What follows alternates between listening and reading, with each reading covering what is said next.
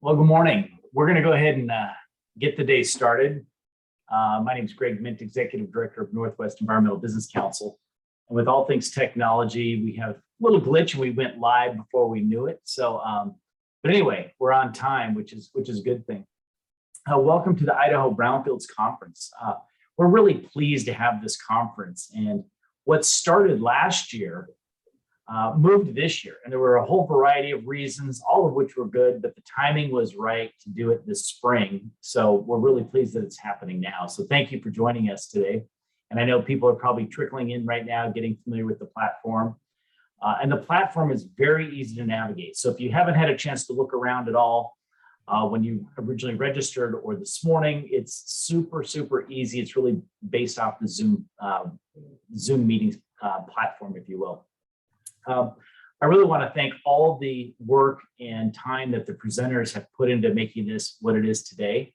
And thank you to the sponsors. I mean, without their support, we can't do conferences like this. And I would encourage you to take a look at their information and their pages. They've got a lot of good information, a lot of materials that you can download. So take a look, get familiar with the platform, and certainly visit often on the breaks. We have breaks sprinkled throughout the day.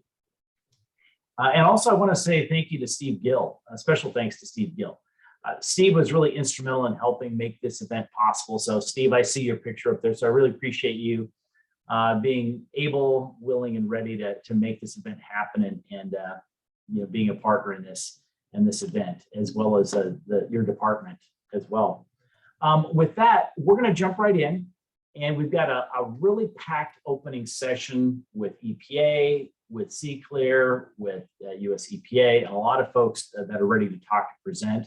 So I'm going to just do a brief introduction of our first speaker, and we'll be off and running, and I'll be checking back throughout the day. And if you do have questions, there is a Q&A feature. There's two features. There's the Q&A at the bottom, as well as the chat feature. So go ahead and put your questions if you have anything there. There will be some slots of time that we'll try to get to your questions, and that's going to be the best way to engage with the speakers. So with that, I'm really pleased to have US EPA involved as well. Davis Zhen, Deputy Director, Division of Land, Chemicals, and Redevelopment with US EPA Region 10 has joined us. And in his 18-year career at Region 10, Davis has served in a variety of EPA programs, including Superfund cleanups, brownfields, radiation monitoring, emergency response, air quality management, and much, much more.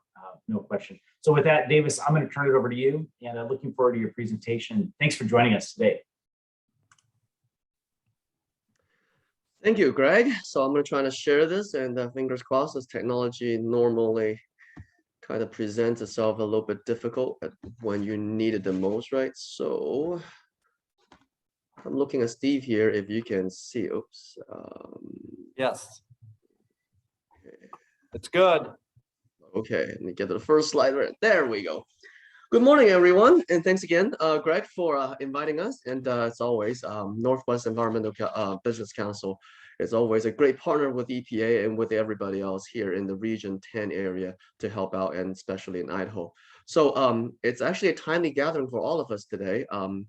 As you may have heard, right, today is from Greg today is that we have a lot of things going on, a lot of information to share with all of you. So please navigate the platforms, and there's a lot of information, useful information that may be helpful to you and to your communities and with your stakeholders to get brownfields going in your respective communities. So it is timely today, as we all know, that the bipartisan infrastructure law has been passed for some time now. And if you haven't heard, you are in the treat today. But if you have heard, then I'm just like reiterating what you have learned already as far as how much funding and what funding is being made available. And I know all of you are looking forward to learn about all and celebrating the many successes and gather insights from the challenges and presenters today. So I want to thank all of the presenters too, and especially Steve and Greg for hosting us. So thank you once again. Like I said, right, it's a historic moment for, I guess, for the country even, not just the EPA Brownfields program. And I would say for the Brownfields program, it may be once in a lifetime, if not once in a decade type of funding that comes to the Brownfields program. And the passage of the infrastructure law in November is great. And in that law, right, the Congress actually gave us billions of dollars to the country, and Brownfields is only a piece of that billions of dollars that comes in. And yes, that is with a B, not the M. Over the next 5 years, there will be a lot of money and resources coming to EPA's Brownfields program. And I'm sure it will be keeping EPA staff, our highly capable individuals in Region 10 and around the country, very busy. And I hope that funding will keep all of you busy as well, and all the communities busy as well. So today, I would go ahead and quickly talk about what that looks like. And for those of you who don't know what brownfield is, and actually, what is a brownfield, right? The brownfields are real properties that expansion, redevelopment, or reuse of which may be complicated by presence of or potential of presence of hazardous substance, pollutants, or contaminants. What does that really mean? I used to be in a Superfund program, and I deal with a lot of those really Superfund contaminant sites, right? So those are actually really have been proven that carries hazardous material that's in the sediments, that's in the ground. But brownfields are not really necessarily truly Superfund programs or contaminated. It's just that it's got a legacy or history that it may be, or potentially it might be. But then because of that little bit of relation, that there's a possibility that it's there, it scars the land, and it prevents it from developing. So Brownfields program and also the other part too, I mean, a colleague of mine whom I known for years, right, always reminded me, Davis, Brownfields, the S is at the end, where it's after the D, not Brownsfield. So if nothing else, if you took away from this presentation today, it's called Brownfields, not Brownsfield. I'm sure my team members will say, yes, Davis, good job on that part, right?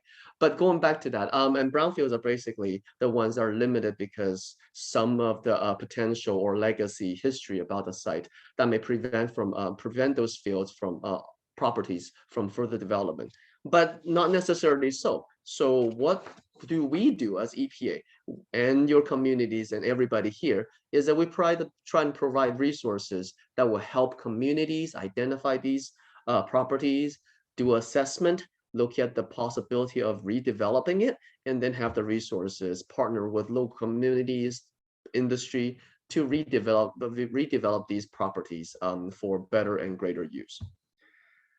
Okay, so what does EPA's Brownfield program and opportunity goes? So this is a normal one. So this slide right here is EPA's normal Brownfields program and funding opportunities. As you can see, that in itself has 6 bubbles, and I would say it's not only 6 bubbles. If you look at the top left corner, it's actually the MARC grants, what we will call the multi-purpose assessment revolving loan funds, and the cleanup grants are actually 4 different funding structures and vehicles that EPA offers under the MARC. And then additionally, there's a Brownfields job training grants, and those are the ones that provides actual training for individuals who become more, I guess, knowledgeable about the brownfields, and also I guess something like construction as well that helps to boost economy for the local communities and the jobs available. Then we have the state and tribal response program that provides funding to states and tribes who are interested in developing their programs. Then the land revitalization technical assistance for brownfields, the TBA, the TAB, and the TBA. This is one I always get mixed up: technical assistance and then targeted brownfields assessment when it comes down to the acronyms. But with all of that, right, this is all EPA offers on daily, yearly and annual basis as far as what the brownfields program does. And on this, normally EPA's funding from the appropriated bills, it's about 130 on average annually, $130 million on average that we get from appropriated funds that we pass the money on. Now, that's just the normal money, right? And that's not why we're here to talk about. Yes, we're talking about the 130, but we're talking about the much bigger numbers, right? So like I said earlier, it's a historical event. We are getting $1.5 billion. It's about tenfold of what EPA's normal appropriate the funds over 5 years from the infrastructure bill. So President Biden signed into law on November 15th that the infrastructure law and the 1.5 billions will be passed to EPA over 5 years, the Brownfields program. So what does that really mean, truly? Is that it's all here, right? The 1.5, all of these money that will be passing out, that my staff and capable staff will be passing out, working with your partners and your community to get those money out to the communities to rebuild, to restructure, and actually redevelop all of those properties that's available in your communities. Now, you don't have to take, you can take a screenshot of these, but the link will be provided in the chat and as part of the resource. So those will be all available to you. But as you can see, there are quite a bit of dollars being floated to the communities over the next 5 years. And not to mention, there are some of the structures and requirements that normally would be required under the Brownfields program will be removed as well. So most notable is the ones that, well, actually, I will leave that to Joelle later on to talk about it right after this. If you are not familiar with any of these programs, Joelle Greenland, who will be coming or speaking right after me from the Center of Creative Land Recycling, is going to provide Brownfields Fundamentals. So what I just talked about will be in greater details for all of you to learn more about the Brownfields program. But like I said, all of these money will be available to communities and grantees alike, and looking at trying to develop and redevelop their properties. So what does it look like? Just comparing what Brownfields normally get versus the built infrastructure, right? If you can see, this is I guess a more microscopic view of what is available. Normally, when that happens, is if you look at the first column, the grants type, right? What we call the MARC, the multi-purpose grants, the assessment grants, the revolving loan fund grants, and the cleanup grants. If you can look at the middle, those are the regular funding, which is about $1 million, 500K going down. But if you look at the right column, where the infrastructure bill, in addition to the 1 million, right, that is making available, it's now almost tenfold in most of these cases. They are up to 10 million, up to 200,000 per site. And then the revolving loan funds are pretty much all $10 million. And what I would like to note is for the RLF funds, which is the third column, the third row down, the revolving loan funds, if you see the very right column, it says no 20% cost share.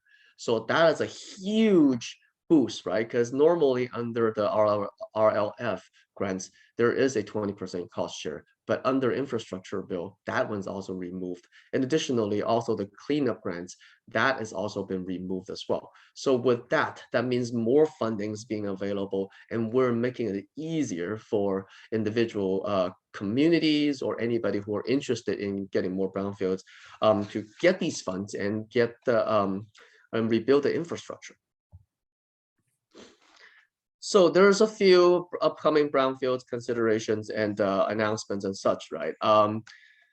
These are the all of the grants that are available. And if you can see, some of these are already in place. The guidance were for the 128 state and tribal response program for the infrastructure law. The guidance has been already published in April 2022.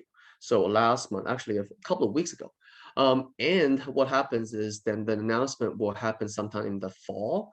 And I would say the rest of these brownfields, the JTI, the job training grants, the MARC grants, and the rest of these state tribal response programs and combined will all be coming shortly in a few months during September timeframe. So be on the lookout. I would say, like I said, once again, this is great timing where we're rolling it out and letting all of you know about what is going on with the brownfields program, where the money's coming from, and now is a great time to learn about brownfields and make it also possible so then when you will be ready to apply for these funds. And I would also like to highlight, right, in addition to the money that we've been talking about, we also have a lot of technical assistance, which I think slide 3 when I had it, that EPA and our partners offer. As you can see, there's a lot of different regions within different regions which individuals provide those type of technical assistance. And like I said before, the Center for Creative Land Recycling, CCLR, where Joelle Greenland is the lead, and the most important person, right, leading that charge is our technical support and the point of contact for supporting and providing those information as well. Then also there's the Groundwork USA, which is a provides assistance nationwide. And then finally, the Hazardous Materials Training and Research Institute will also provide nationwide job training grants recipients with information and training. So a little bit about Region 10's Brownfields program. As you can see, these all are our individuals and our team members for the Brownfields team. And Molly, who is located actually in the Anchorage office of EPA, will be the primary contact and primary project officer managing grants for grants in Alaska. And then I have teams in the individuals in the Seattle office, Terry, whom you'll be hearing from soon today. Actually, she'll be running a session along with Angel, Blair, and Madison, who will be in Seattle and helping individuals. And Margaret Olsen is actually located physically in Portland, Oregon, to be the local contact. But all in all, our team stands by and stands ready to provide information and stands ready to help and answer any questions if you may have, or any questions about Brownfields, or be your point of contact, and eventually be your project officer for the grants if you are successful in applying and getting those funding. And then finally, this is, I believe, the last slide for me. And these are all the contact information for the individuals I just shown you earlier. And at the bottom is Melissa Winters, who is the Brownfields program supervisor for EPA Region 10. And my contact information is already there as well.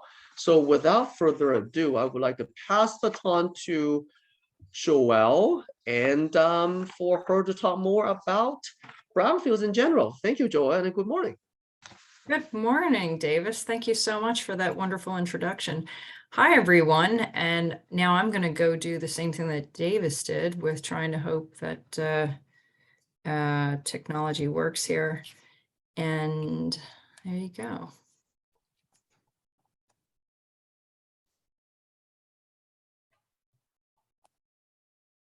There you go. So first, thank you so much for joining us today. Thank you to NEBC for putting this together, IDEQ, EPA, everybody. It was great to work with everyone. As Davis said, I'm Joelle Greenland. I'm going to be your cruise director for about 20 minutes and talk about principles of brownfields redevelopment. I'm a senior planning consultant with the Center for Creative Land Recycling. We are a national nonprofit dedicated to the transformation of properties such as this for land recycling and making communities better. And brownfields, like Davis said, don't have to be very obvious, right? They can have the perception. So this, when I was talking with Greg, we talked about how we can change this up. Everybody's gone to the Brownfields 101, right? Okay, so these are principles. I've been doing this for too many decades, but what I can say is I'm passionate about it. And this 20 minutes, we'll talk about some of the things that I find being the most important and just the principles that can be built off of. Without further ado, let's get into it. So I'm a big fan of Dr. Seuss, as you can see, and keeping things fun. So what we're going to go over is fundamentals, process, and resources. And you may think you're going in one direction, and the loveliness of, and the great thing about brownfields is you think you're going in one direction and all of a sudden you got to go in another direction, and where you think you're going sometimes has to pivot, and you have to be all flexible. And that is actually a key to success. Just being flexible and persevering. So where do you start? Well, that's a great question. the biggest thing is understanding the big picture, right? And we'll get more into that. But as Davis already has gone over, what is a brownfield? I'm not going to read this. The point is that before in 1980 with CERCLA, right? That was Superfund law, right? Back in December of 1980, CERCLA was brought about, and it's an acronym for Comprehensive Environmental Response, Cleanup, and Liability Act, Compensation and Liability Act, right? Okay, it's one of those acronyms. Anyway, CERCLA 1980 basically said everybody's on the risk, right? No matter if you own it for 1 minute, you're on the risk and you're going to help with the cleanup. And so what happened was in 2002, the Small Business Liability and Brownfields Revitalization Act was signed into law and basically said, hey, look, if you can show that you didn't pollute there, then you're going to get some protection as a bona fide prospective purchaser, and you can redevelop it without fear of CERCLA. So that's what happened, and then it got amended. But the big thing is that this, a brownfield, can be even the perception. This is a picture of a site in New York and basically getting redeveloped. But the big lesson was to use brownfield funds. You only have a perception of risk must be present. Okay, so, but what is brownfield redevelopment? A wise person told me this a long time ago, and I don't know what the person's name was, but it was just something I overheard and thought, that's exactly it. It's a real estate transaction with an environmental twist. And for anybody who has worked with me in Idaho already, you've probably heard me say this. You still have the same real estate transactions that you have to do normally, right? You just have some environmental stuff you got to deal with. But what are the benefits? We know all the big benefits, right? But they're all, the brownfields redevelopment is multidimensional, right? So you're not only, increasing the economy, right, with tax revenue, jobs, but with brownfields, you're also dealing with public health issues, climate change, conserving open space. So it's a lot of other things, and it's multifaceted. Okay. And so this is building up to what you really need to understand about brownfields redevelopment, which is also includes social equity issues, which, as Davis had said about the infrastructure law that got passed, unprecedented amount of funding, lots of concentration on environmental justice issues and climate issues, right? But environmental justice is a huge concentration. So the social issues that are connected with brownfields redevelopment is, removing some of the things that I've pointed out here on the PowerPoint, and looking at your community needs and land uses and seeing if you can identify social equity issues that would make your grant even more competitive. So, not to get ahead of myself, but I wanted to make sure that you are also looking at social equity issues as viable options to go after, when you're going for funding. Okay. So, and this PowerPoint slide will be available.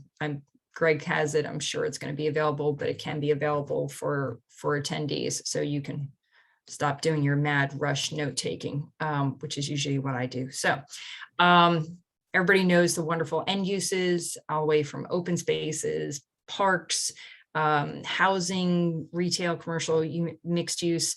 We all know these things, right? So why is it so challenging? Well, number one, liability. CERCLA was the first liability, right? But we got rid of that with the Small Business, the Liability Act, right? The Brownfields law. Well, you still have federal liability and you have state liability, which is why the people like Eric Trainer and Steve Gill and everyone at IDEQ are there to help you navigate that. Okay, so that's the state. Then there's federal, that's EPA. They're going to help you navigate those. So there's two different liability issues that you need to always consider. Expense, of course, right? Everybody thinks they're a gazillion dollars, but depending on what your end use is, that can really dictate the cost. So we're going to come back to that. Regulations, of course, there's always regulations. Cleanup can cleanup can feel really daunting. It's actually not the cleanup. Cleanup goes really, really fast. It's all the testing and the site characterizations and finding new stuff and what's under this and Pandora's box. That's really the stuff that gets people, wondering, well, what if? And it's like, yeah, sometimes it is, one of those, what are we going to open up? There's just so much testing you can do before you have to pull the Band-Aid off, right? Numerous stakeholders. Well, I've been on a lot of brownfield sites, and I can say the most complex one involved over 24 stakeholders. And I'm not talking little like, oh, we don't need that person at the meeting. No, we needed everyone at every single meeting, and it was multi-jurisdictional. That was a little cray-cray. I will be very honest with you. And that project actually took 25 years. So you can imagine the staff turnover too. However, there was a champion, and we're going to get back into that one too.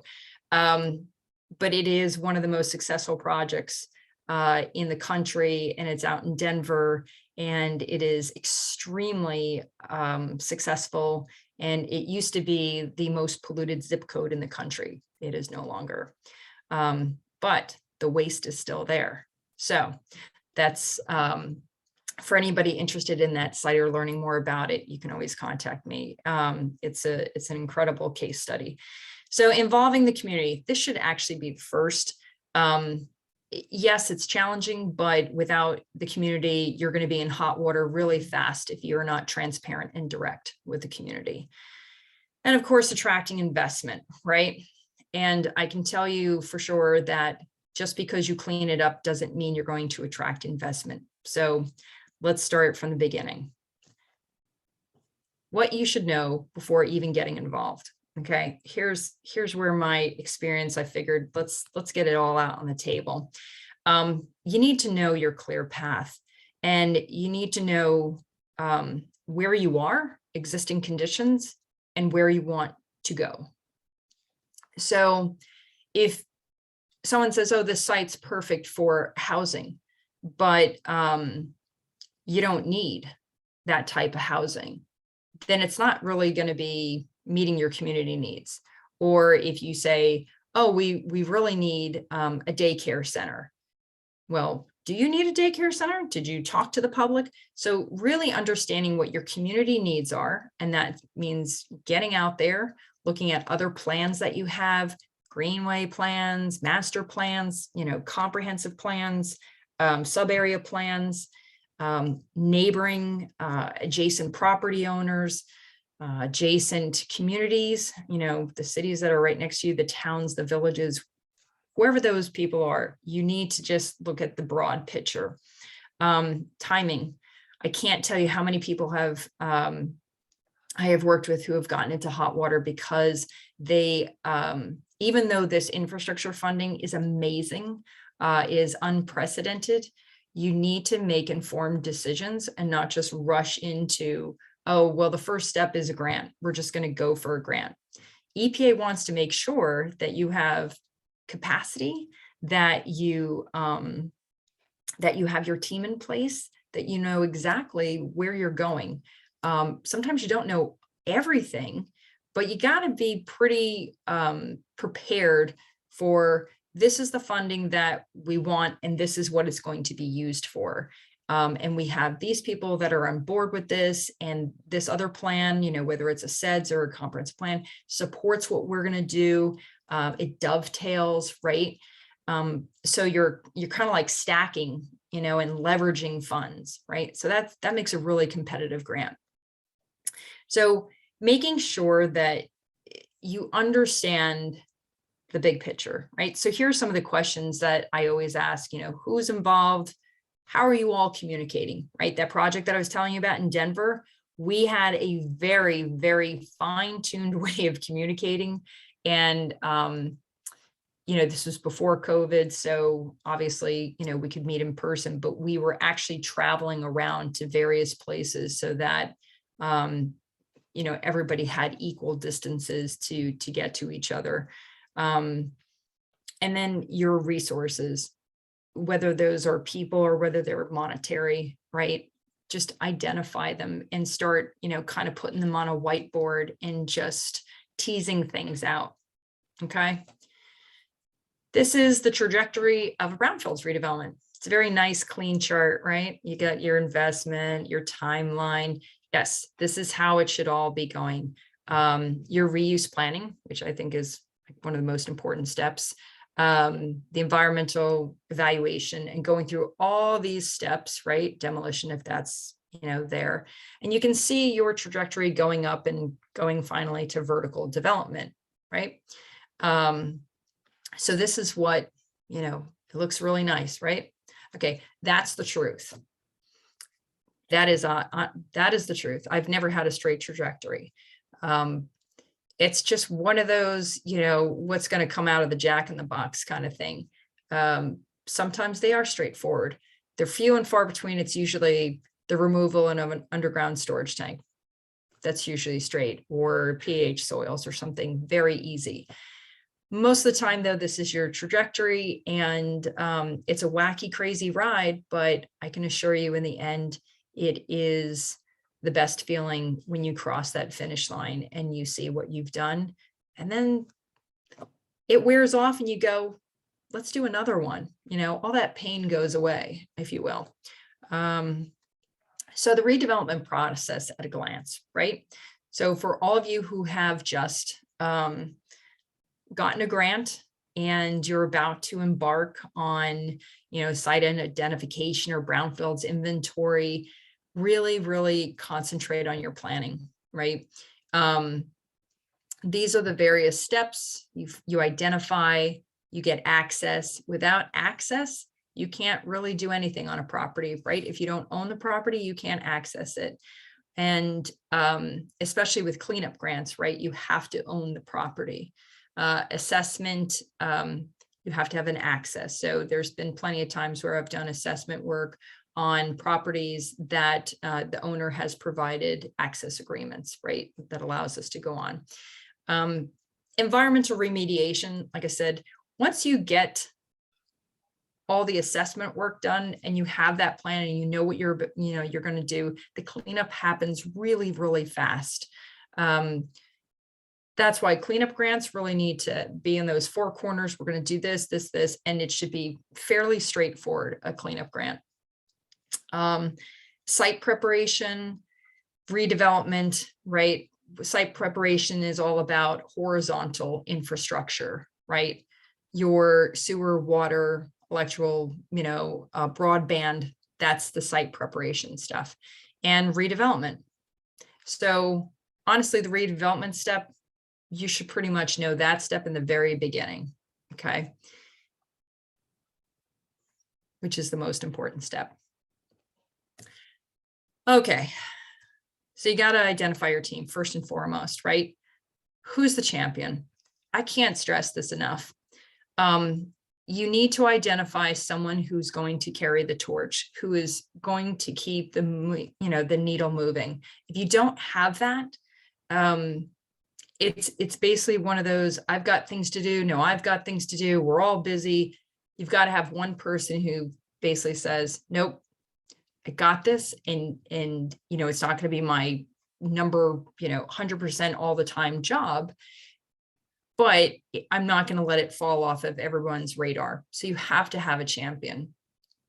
If you don't have one, you can do it. It's just going to be a little longer, a little more difficult, and a little crazier. It's not going to be as organized. Identifying your team. Who is it?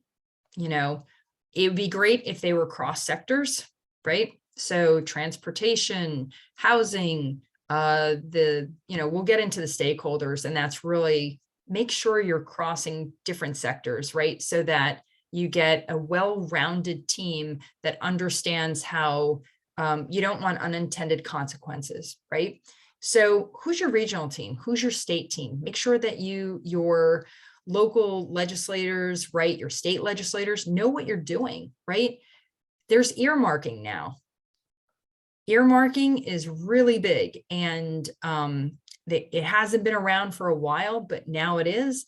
So make sure your state, that you have people on the state level who are understanding what your needs are in transforming your site and bringing jobs and whatever it is, so that maybe that's part of your funding matrix, if you will. Okay, the funding matrix is basically what are the parts, what are the components of my project, and how am I matching up to various funding? Okay, whether that's, HUD funding or EDA grant, what's that mix? And do you have longevity? Well, in an EPA Brownfields grant, we call that programmatic capability. You're going to have to identify your team. You're going to have to show EPA that we have the capacity and the stability to go the long haul. Most grants are 3 years. However, RLFs are 5. And, the timing is critical, that you keep, that capacity up to keep running things. So this is a big list of stakeholders, but, involving multiple is the recipe for success, right? That's what we have here. So attorneys, developers, NGOs, that's non-governmental organizations. It takes a village to get the redevelopment project off the ground. And again, you need a champion. Visioning and community engagement, I said that in the very beginning, but you have a site that's been vacant for years. How do you get it addressed? Well, make it visible. Market it, convene a public reuse visioning session, kind of like a mini charrette. Really understand your community needs. Community needs change all the time.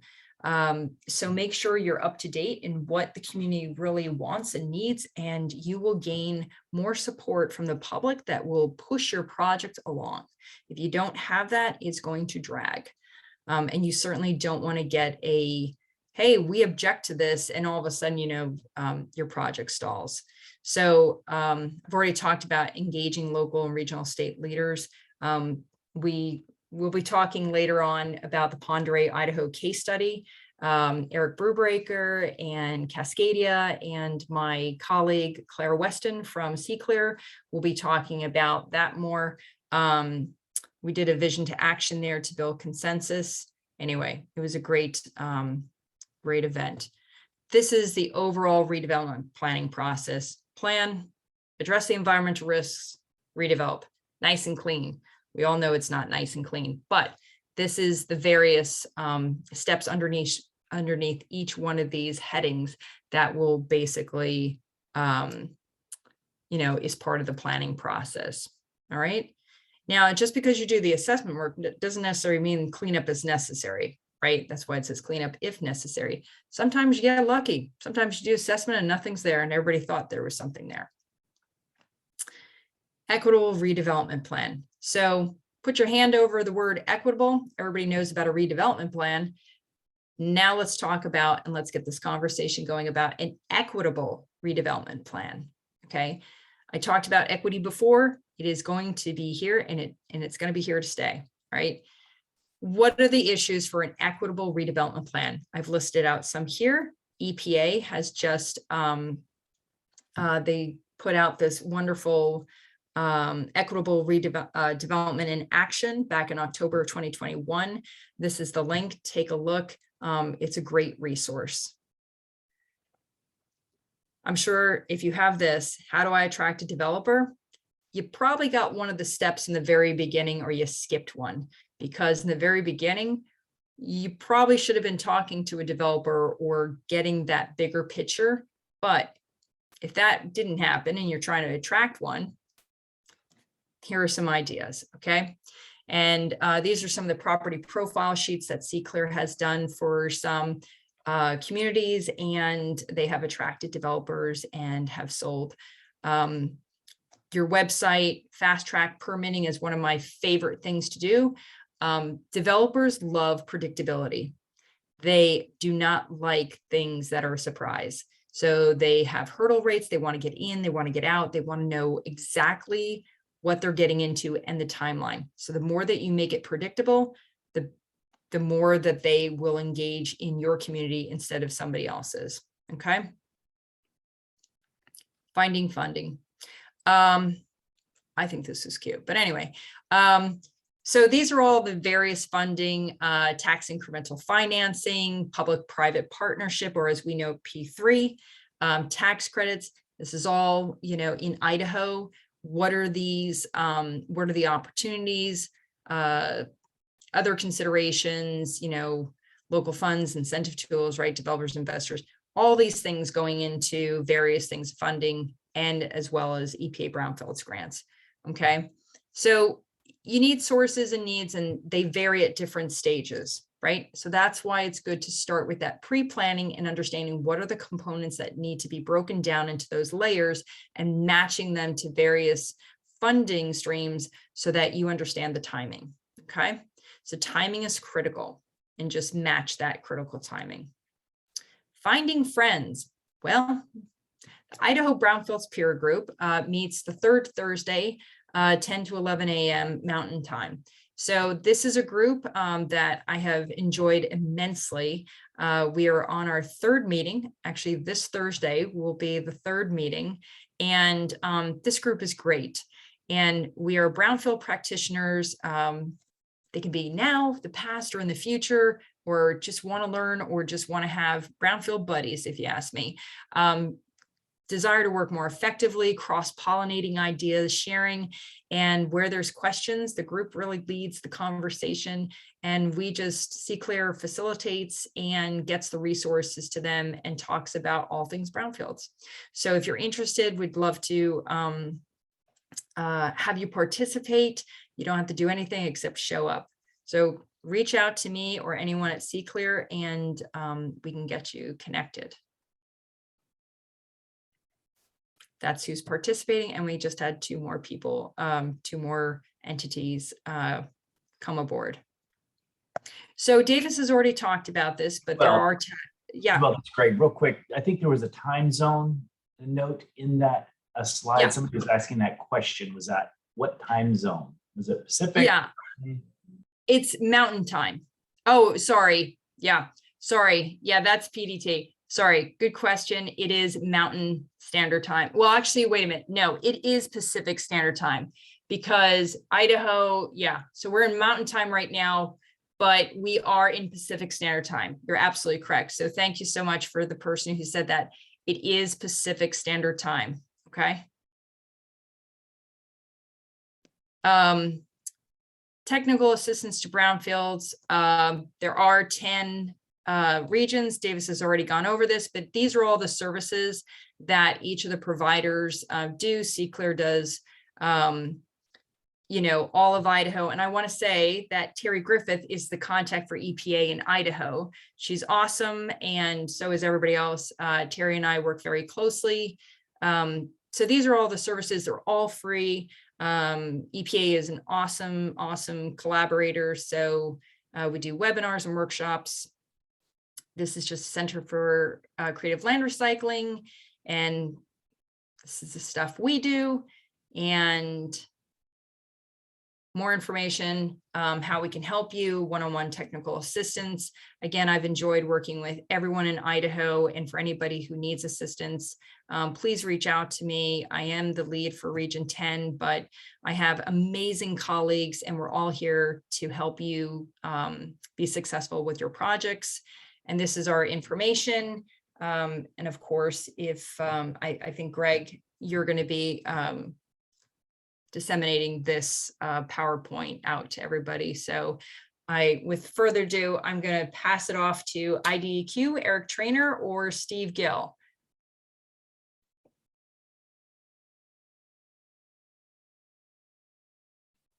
Hi there, Steve Gill here.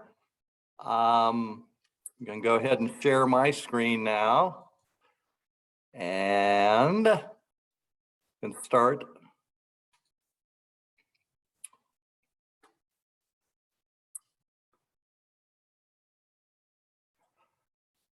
So I've been involved with brownfields in the state of Idaho since before brownfields was even an act.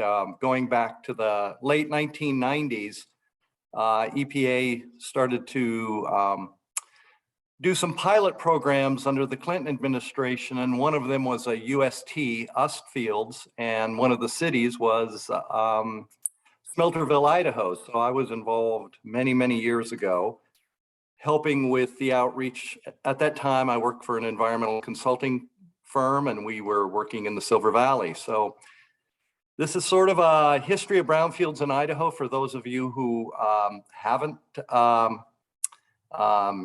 heard about brownfields, or maybe those of you who have heard about it and met me through the years. A lot of this will be old time history, but I always like to start my slides with a big pile of brown dirt, because most people hear brownfields and they think it has to do with dirt and agriculture, but it really doesn't. In the West here, what really prompted brownfields was about 1881, when we started to see the railroads start to come out west looking for timber, looking for agricultural goods, and also looking for mining operations. Those railroads alone left us many brownfield sites, car shops, roundhouses, things like that. Eventually, their legacy changed through the years, and many cities have these sites left. The mining was another huge impact, but without the railroads, the mining wouldn't have been able to even get started, and the ore wouldn't have been able to come out. Lumber mills, more mining, pole yards, wood treating, many, many legacies. This all led to the development of small towns where these natural resources were, and the small towns started to proliferate. And if you look in the very corner of this slide on the left side, you'll see a Shell gas station. And of course, those are another huge brownfields legacy that we're working with today. As the city started to develop and more emphasis was put on not just natural resource extraction, but actually having communities with stores and schools, community events. Life kind of went from the old days into more of a Disney looking period of time. So evolution of brownfields development really was the 80s and 90s, and that was CERCLA, and Joelle covered that pretty good. And brownfields were actually sort of the unintended consequence of that. The second generation of brownfields development in the 90s to the early 2000s started seeing states enact voluntary cleanup programs. We saw, sort of a hands-off on regulatory oversight and more private sector-led redevelopment. The third generation really started looking at community, economic, and environmental benefits. And we started hearing that P3 term that Joelle talked about, public-private partnerships. So it was really, people started to hear about brownfields more and more, and they wanted to get on the bus and try to leverage the economy, the community, and the environment. And we've covered the Small Business Liability Act in every one of our presentations so far, and probably by the end of today, you will all have this memorized. Although after nearly 20 years, I still don't have this memorized on purpose, I believe. Some of the early outreach we had was back in 2002, an NEBC event, and we sort of covered brownfields in Coeur d'Alene, Idaho. We talked about the UST program and the fields. And so here we are 20 years later, having another NEBC Brownfields conference in the state of Idaho. So I think that's pretty cool. Of course, our program has existed for a number of years. And if you look in the background of the slide, that old Sharp oil site in that field today is being redeveloped right at the University of Idaho. And that was being developed both by a combination of our Brownfields program and using our voluntary cleanup program, which was created in 1996. So Joelle talked about having a vision, and all projects begin with really sort of a vision, whether it comes to fruition or not. That really is up to the folks that you're working with. And so it takes a lot of outreach to get these programs going. In 2006, when I started with DEQ 16 years ago, I had 3 projects that were started initially: the Panhandle Smelter, the Priest River City Dump, and Sandpoint Wood Treaters. I'm still working on all 3 of those projects. These are legacy projects. We all have some quick projects, but often these projects take a long time. At the start of our program, one of the big issues was, how are we going to inventory? And so I went to Detroit in 2008 and gave a great presentation on how to inventory. And we looked at old sites, looked at old downtown sites, and in the corners, you could kind of see little arrows and pointing back to a site morphed over the years from initially just a street corner and a billboard to a gas station, to a car dealership, to another gas station, to a motorcycle dealership, and today it's a hamburger place. And all of this is built on the legacy of those other businesses. That inventory led us to eventually come up with our DEQ has what's called our facility mapper. And this is a snapshot of the city of Sandpoint, and you see all the little bubbles, the little balloons. Each of those will have a number of different regulatory programs that our waste and remediation section uses.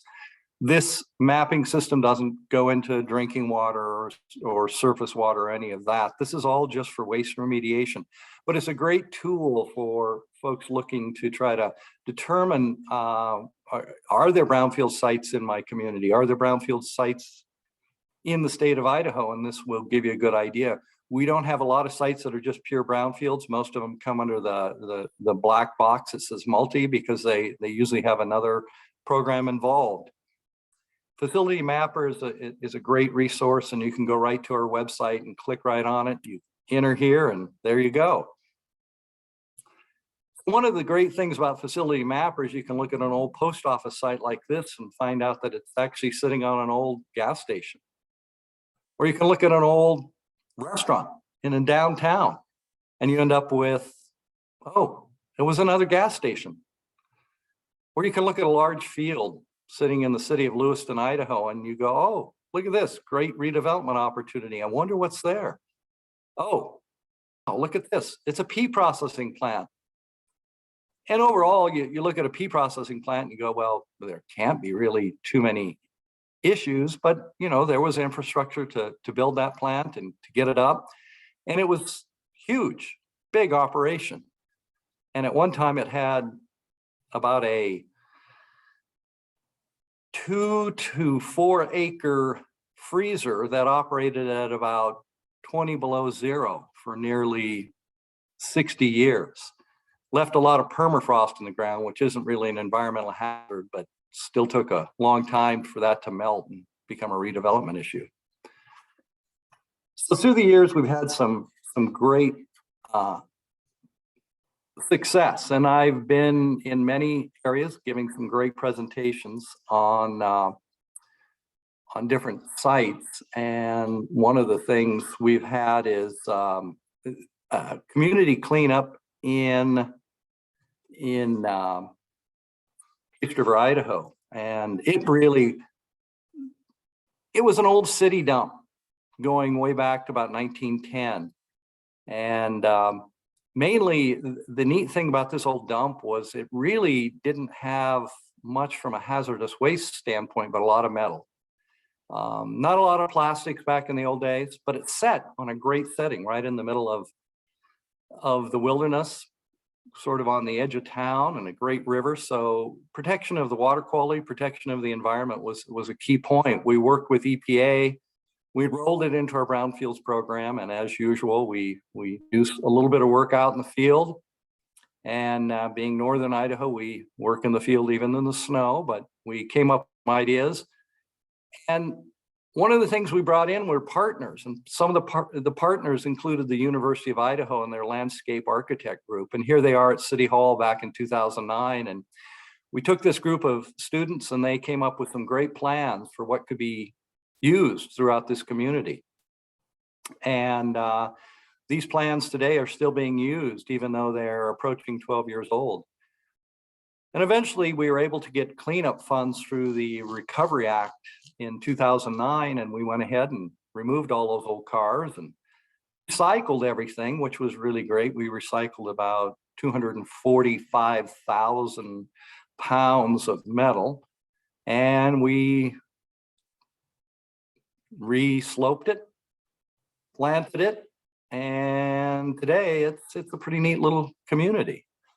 So that brings us to a next project that we've done, and I know it's a little early for those of you thinking about beer, but in the mid-90s, I was part of a group called Brownfields across the nation with a bunch of different folks from different states, Virginia and Minnesota and Kentucky. And so we did a series of presentations on brownfields to brewfields. And funny thing about Idaho is, of course, we have a lot of water, which goes into beer. We have a lot of hops all over the state. Hops are, yeah. You might want to just check your slides. You might need one back. I'm looking at the O snap. There's a cap. Are we on to the next one? Why is that on? Okay, thank you. How about now? What do you have now? Whoops, now we've got nothing. Did I lose it all? It looks like I'm seeing there it is. I'm seeing you might want to do full screen on the view as well. But that's put a beer on it. Okay, so interesting. So the previous presentation didn't come up, I take it, on the Priest River landfill with all the pictures. Interesting. Okay. So anyway, the brownfields to brewfields worked out really good, and those presentations brought quite a bit of redevelopment, both in the Boise region and up north here. Then we had the Cottonwood project, and this was a great project, and I'm actually going to come out of here, and I'm actually going to bring up that presentation. So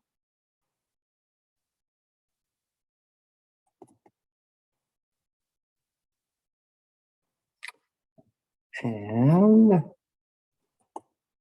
so now, does everybody see the dog? I hope. Yes. So this is the city of Cottonwood. It's a small town. Population is under 1,000. County population is under 20,000. It's about 1.9 persons per square mile. One of the smallest counties, or one of the smallest populated counties in the United States.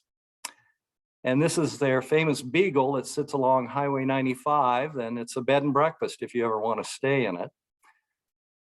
We had an old elementary school, and we really had, it's an asbestos containing buildings material case, and we saw dwindling enrollment, funding reductions, and all of a sudden this school that had been an elementary school since about 1956 closed up. So we went ahead, and this slide really shows some of the issues with brownfields. We did a phase 1, and we found wrecks, which were the asbestos containing materials. We did an asbestos and lead paint sampling report, and then we did an ABCA. So that was it. We got to that point, and we realized we potentially needed some cleanup funding. So I worked with the school district. I worked with the local economic development group. We worked with a statewide regional economic development group. We put together a brownfields cleanup grant, and they didn't get it in 2014. Then they didn't get it in 2015. Then they got to 2016, and I think frustration came, and it wasn't submitted. but it happened that EPA was taking the Superfund and the Brownfields program and rolling it into their land revitalization program, which really, I had a call from Region 10, and it was Terry Griffith and Susan Morales, and they said, Steve, why don't we look into, doing some outreach in this town? And we did, and we had a lot of success. And so the revitalization group came in with Michael Taylor and some of the folks from that group, and we had great turnout, good community meetings, and we ended up with capping one evening, and it was about 10 degrees, and we had about 2 feet of snow, and we thought nobody would show up in the Coliseum or in the school gymnasium, and we ended up with about 125 folks showing up with great ideas. We had one gentleman who actually came up, and he had big 11 by 17 sheets of what he wanted to see with this school. So that's a great turnout when you can start bringing, 10% of the community out on a snowy night. It was great. So Michael Taylor's team came up with a building assessment and sort of a best path forward, and we went ahead and we used our state response grant funds. Yeah. Steve, hey, Yeah. sorry to interrupt you. Love the dog, but you're still on the dog. I'm still on the dog. Why can't I get on the front? Hey, can you go up to your slideshow? You see transitions, animations, and slideshow. Can you go into presentation mode? And then probably that would advance your slides. Really? Sorry to be, and now, yeah, just share. And then when you share, hit slide presentation mode, or at the bottom of your PowerPoint, there should be a thing that looks like an icon that looks like an old. The share up here. How about this? Nope, that's OneDrive. Interesting. No, just share your screen like you did before. And share Okay. and then pick the screen where your PowerPoint is. Oh, I got you. Wrong screen.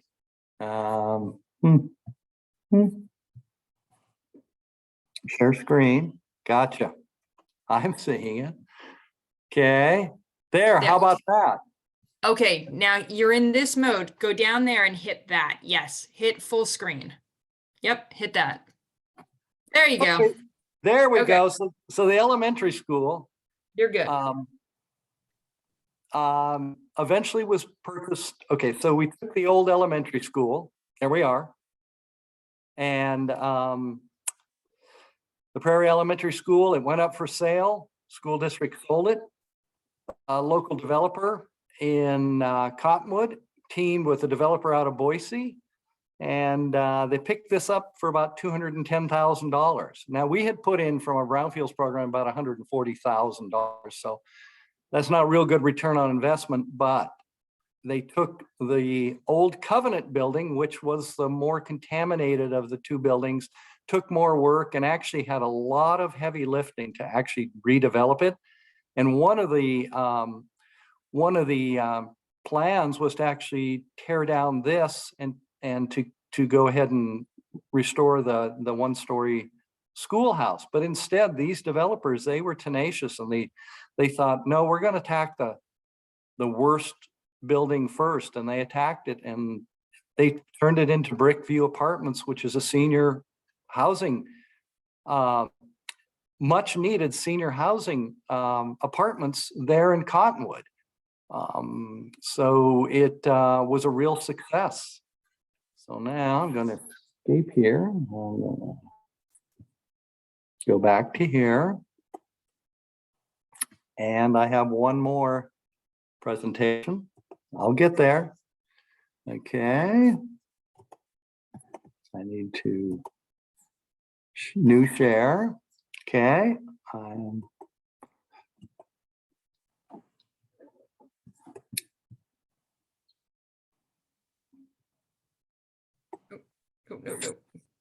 Is it on? Yep. Go back down. It's the one on the far right. Yep, there you go. You got it. Yeah, you were there. Go down below. Yep, go down. It's the one to the left of the minus sign. Okay, sure. Down below to the right. Okay, hold it. Let me get to the right screen here. You can see what I'm doing. See, I should actually have somebody just running You're on the case study. with Cottonwood. Yeah, the case study. And then you just Now need to what- go into full screen mode, which you did before, the presentation mode, which is the button to the left of the minus sign where it says 79%, that slide bar. Just to the left is the full presentation. Right here. That. Right? Mm-mm, I don't see your cursor. Oh, this is so fun. So, okay, I got too many screens open. Need to get back into here. And The screen you're sharing is your case study. right now, Yep, why is that? the Penduria Bay Trail. This one with a picture of a kind of a skull looking thing? Yep, there's your cursor now. So go down, yep, and hit that. You got it. There. Now Got it. you'll be, there you go. It's all right. So the Ponderay Bay Trail is one of my legacy projects. I've actually been working on this project since before I came to DEQ 20 years ago, more than 20 years ago, 22 years ago, I started this project. And it all deals with the legacy of a railroad corridor that had a variety of different, well, as you can see, the location is right on Lake Ponderay, and it had a variety of different operations. Northern Pacific Railroad was responsible for bringing railroad infrastructure, lumber companies, coal docks, smelters. And today, since the mid 60s, the Corps of Engineers has had to do a lot of stabilization along this bank. And it turned it into a community asset without ever really trying. But there was a combination of private ownership, railroad ownership, and we also had the Corps of Engineers with a big tie as far as what they did and brought to this project. But on any given day, right above this project, over 70 trains a day run through. It's the only Amtrak stop in Idaho. And in the early 2000s, a condominium development came at the start of what was called the Ponderay Bay Trail. And that was sort of the impetus, because instead of being able to walk along a natural trail, people were restricted to riding their bikes and walking along a path between the railroads to the left and the condos on the right. So this brought a big impetus to come in and look at this, but this also had a lot of issues. So we divided this up into 5 different zones, and we ended up, the gentleman in the center that's being pointed at is the former Governor Butch Otter, and that's the former Mayor Carol Koonsman with the city of Ponderay, and we ended up getting a lot of partnerships, a lot of folks helping us with this. We did much outreach. We had great amount of visioning that started clear back in 2009 and continued under NEBC's virtual vision in 2020. Many events with a lot of good public participation, and we had a whole group of folks come in. But eventually we worked a deal, and people were able to actually see that the cities were serious about this, and they put their money out and they purchased the private property. And this brought in some of our redevelopment opportunities and assessment opportunities, and finding out what's actually in that old rock that's sitting on the shore. The assessment continued along this, it's nearly 100 acres. And finally, the community developed a master plan. And that master plan has helped folks to this day. So I'm going to close that screen and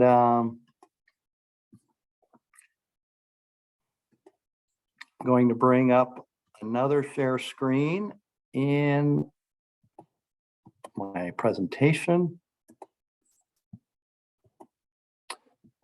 So now the last project I'd like to talk about is this project. And earlier, Joelle talked about visioning, and I brought up the idea of visioning, and this is really key right here is this project in 2010, we came up with this vision, and it was an old lumber mill. And I'm going to let this project speak for itself with a quick overview of how this all came to be. And we took it from an old lumber mill that had seen a boom and bust cycle in the early 2000s, and then the financial crisis of 2008 ended up leaving this property looking like this. And it's right in the heart of Coeur d'Alene, and the property that's exact due east of it was another casualty of the 2008 financial crisis. Redevelopment on that property occurred, but the way it was put together was it ended up never not allowing much public access. So this one was driven for public access. So development has been going on for a number of years. We're now redeveloping 15 acres along the waterfront for public use. And we're building parks.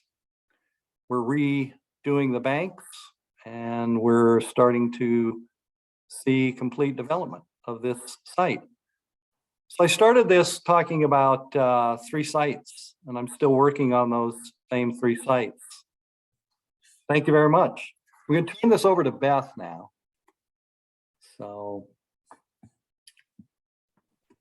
are you ready, Beth? Yeah, let's see if I can figure this out. Okay. That should be it.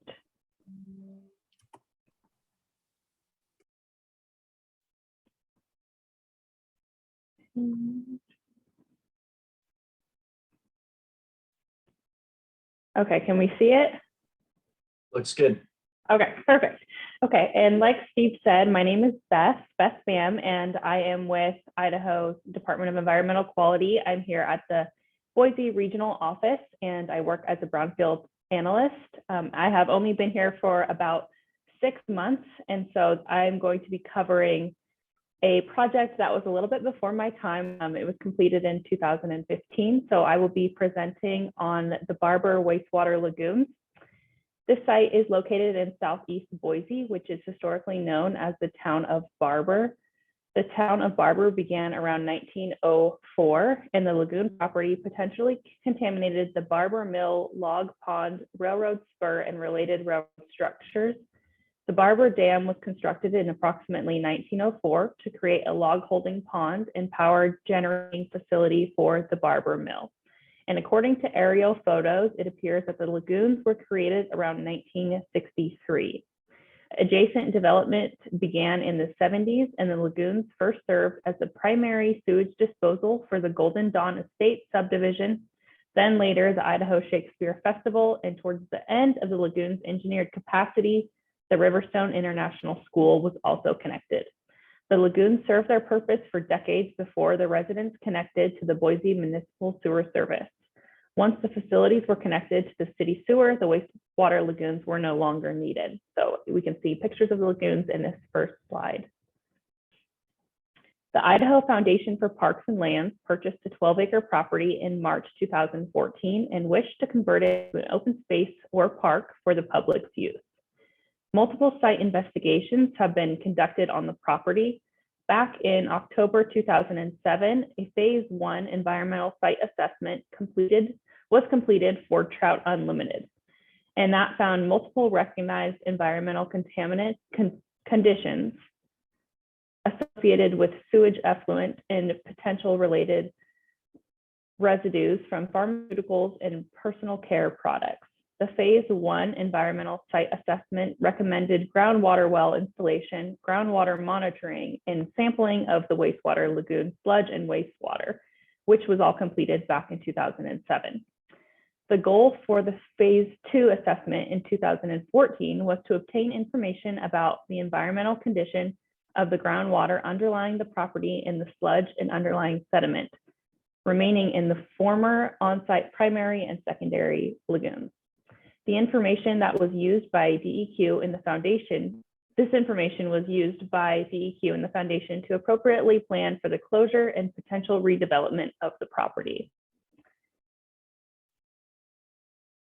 So back in October 2007, again, a Phase 2 assessment was conducted to evaluate the potential for contaminants of concern that may be associated with the property's use to store wastewater.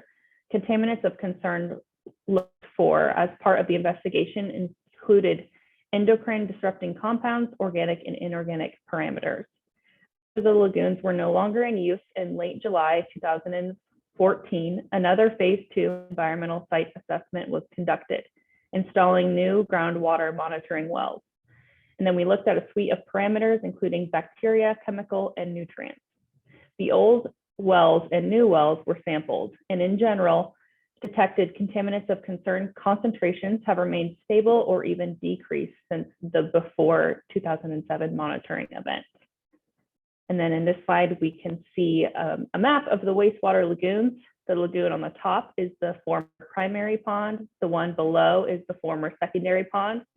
The red dashed line showcases the property's boundary. The red circles show where the former monitoring well locations were located. The blue circles showing where the existing wells from 2017, the 2017 sampling event were located. And then the green shows where the new wells were placed in 2014. In addition to the groundwater Phase 2 environmental site assessment, a soil and sludge Phase 2 ESA was conducted in October 2014 and focused on the primary and secondary lagoons.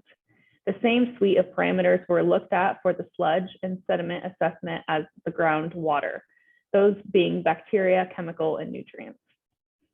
The wetlands group made a sizable donation of $250,000 of equipment, time, and personnel for the project. They used an excavator to dig multiple small excavations through the sludge and liner in both lagoons, which exposed coarse-grained native sediments. Samples were taken from their excavations. Findings from the sampling found excidents in the primary and secondary lagoon sludge and in the soil beneath the ponds. Excidences in the soils included arsenic, selenium, mercury, nitrate, and ammonia. The sludge and soil material sampled was non-hazardous and can be disposed at a subtitle D or similar landfill pending approval from the landfill that was selected. If the sludge was not removed, the treatment of the sludge or creation of an on-site disposal cell would be required to follow state and federal rules. Then here is a map showing the approximate excavation locations that were used for sampling of the sludge. And this is an example from the 2014 sampling. The Idaho Foundation for Parks and Lands formed a subcommittee to discuss remediation options for the lagoons, and the DEQ Brownfields program assisted with preparing a decommissioning plan for the sewer lagoons. The plan outlined the findings from the assessment work and provided a schedule for the final decisions on what to do with the sludge. The discussions included keeping the sludge in place and or spreading out the sludge and planting crops to aid in uptake of nutrients. And this plan was expected to take at least 3 years and was not really a feasible option for the desired reuse of the property. So after discussion with multiple stakeholders, DEQ decided the Brownfields program could assist with removing the sludge and funded the removal in September and October of 2015. A portion of the inflow piping in the primary pond was found to be transite, which is an asbestos-containing material that had to be removed by a specialized company. And then this is what the lagoons looked like towards the end of the cleanup. And the total assessment funds expended, including the 2007 assessment work, was over $65,000. The Brownfield grant money was used to cover the tipping fees for the project, which totaled an additional $37,000. And overall, the Brownfield's total contribution to this project was over $177,000. And then this final picture of the presentation is what the lagoons look like now. They are permanently decommissioned, and the wetlands group previously funded regrading and the revegetation of the property after the cleanup was completed to bring it to this current state. And yeah, that is what the lagoons look like today. And I have a much shorter presentation than Steve, so that is the end of it for you.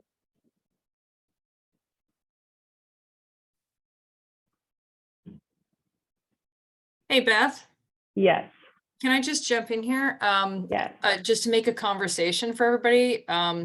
So Beth or Steve, do you want to just explain what tipping fees are? Because you know, it's a pretty substantial piece of the puzzle. So do you want to just talk about what a tipping fee is? Maybe everybody knows it, but I'm sure there are those that don't know what tipping fees are.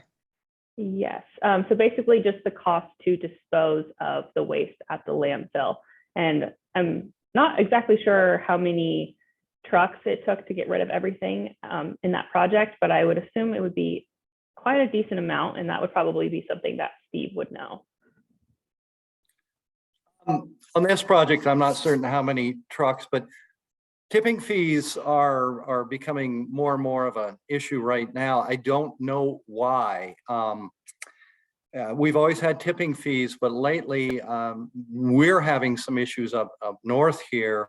We're in the Panhandle, so we're only about 34 miles wide.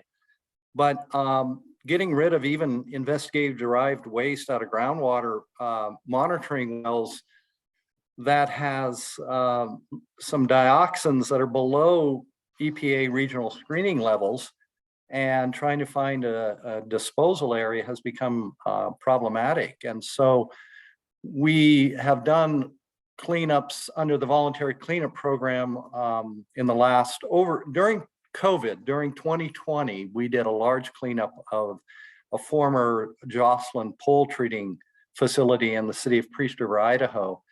And our tipping fees were phenomenal because all of that waste had to actually be hauled from Priest River, Idaho to the Aragonite incinerator on the other side of Salt Lake City. So tipping fees are a real issue, and whether it's through through Brownfields funding, through us funding, underground storage tank funding, or anything right now, we are seeing sort of a hesitation on a lot of our go-to folks, where before we could kind of rely on some of the local areas to accept some of the waste. They're becoming more and more hesitant, and it's just a function of where we are right at the moment. And hopefully we'll see some of this clear up. But I mean, I'm seeing tipping fees in the $125 to $200 a ton range and even higher. And then our haul fees become extremely expensive as we start to go on, and especially right now with gas prices having spiked over the last couple months. Yeah. I hope that answered your question, Joelle. No, it does. I just wanted to bring it up because it's always something that you can negotiate. So just want to tell all those first-time brownfielders out there that tipping fees are one of those things that you should always negotiate. Don't say no to yourself. Let somebody else say no to you. So you go to your landfill, your county, and you say, hey, we're trying to do this project, blah, blah, blah, blah, blah. We are short this. Would you consider waiving your tipping fees? And that doesn't happen out here. It doesn't. you never know, Steve. You got to ask. No, we're dealing with, so waste management, most of the waste in the 5 northern counties goes to Arlington, Oregon. So we're dealing with large regional facilities. So there's negotiations. I mean, 10 years This is ago. the State of Idaho conference, though. So not everybody's going to Arlington, Oregon. So just telling. I'm talking the 10 northern counties here. We're kind of locked in where we have to go. And so we're starting the issues. Southern Idaho, that's a different issue. And I'm not even certain where the waste goes. So, but up north here, we're having some issues, and negotiations are never something that Waste Management has engaged with us. Well, never hurts to ask. Yeah.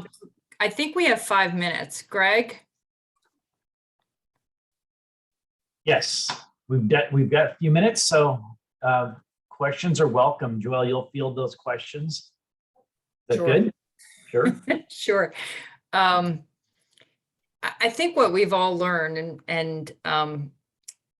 is that redevelopment, as you can see from the presentations that Beth and Steve gave, which were great, thank you so much, is that there's so many intricate parts and you cannot do it alone, right? So you need to know who your people are that you can, it's really helpful to map out the various stages and mapping out the components of the cleanup so that you know if we need to deal with asbestos abatement, we need to deal with this, this party, this person, this contact information. This is the time frame.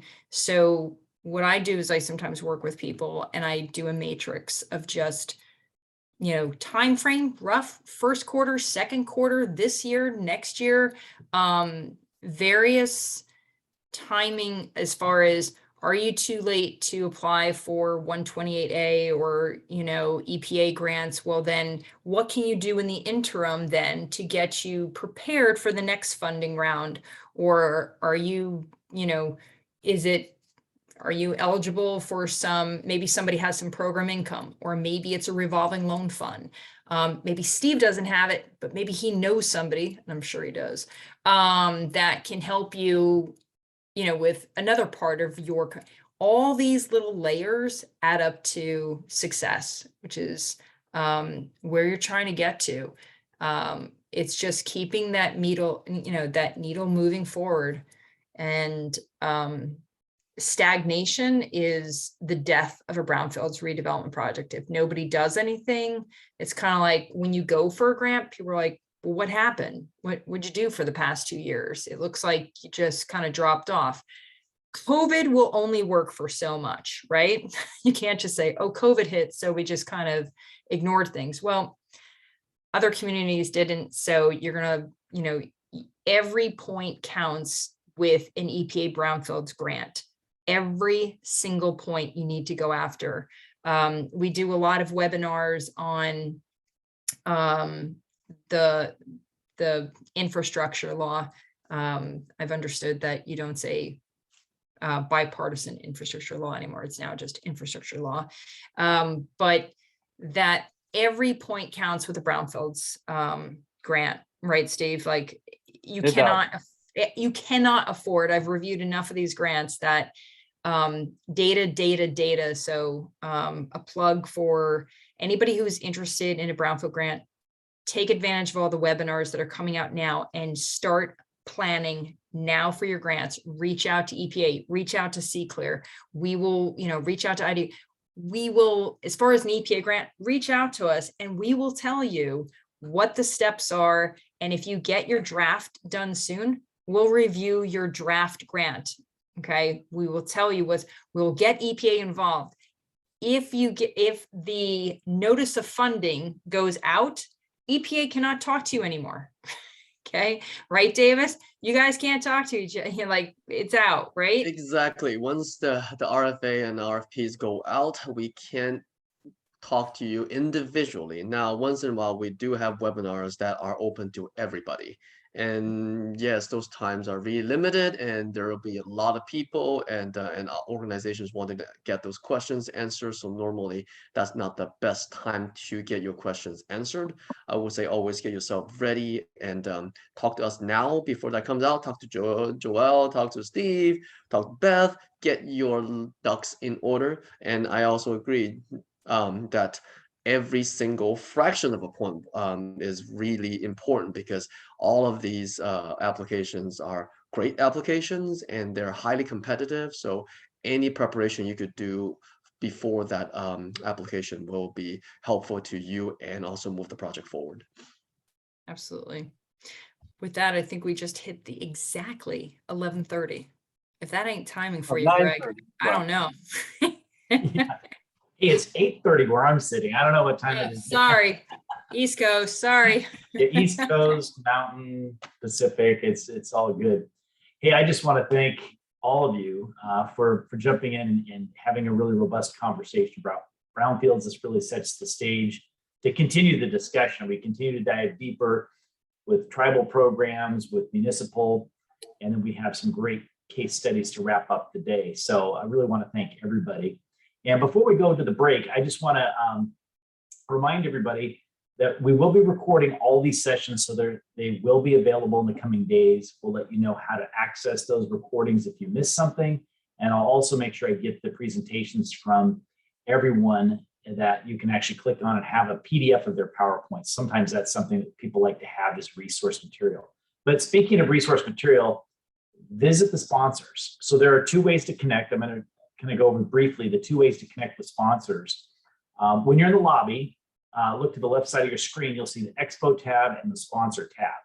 If you want that interactive experience, click on the Expo tab and you can chat with sponsors during the conference breaks throughout the day. And sort of a side note on that, once you're in there, you will register with your name and your initials will appear in a green circle. And you use that, you click on that to navigate around the expo, move it around. So it's kind of a nice little interactive feature. And also just remember, in the sponsor pages, if you will, that tab, you see videos, pictures, brochures, and other information that's downloadable for those sponsors. So there is resource material there. So with that, we have about 15 minutes for a break. Then we'll jump into the next session. So thank you for joining us today, and we'll see you in the next session soon.